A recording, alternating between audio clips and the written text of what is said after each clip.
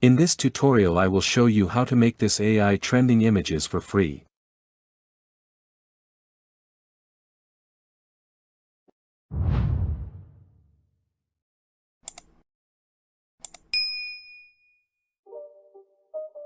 Open your browser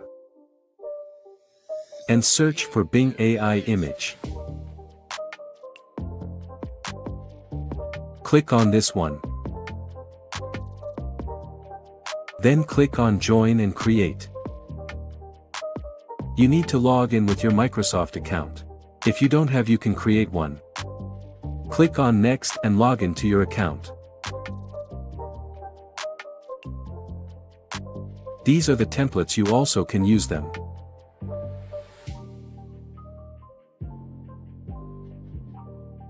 Or simply type prompt here to generate your specific image. I want to type a kid with big eyes wearing yellow and black hoodie in a street. Lights in the background. Click on Create.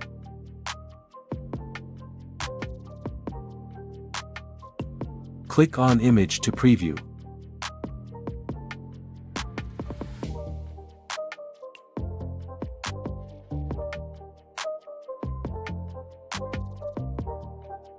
If you like it, you can download from here.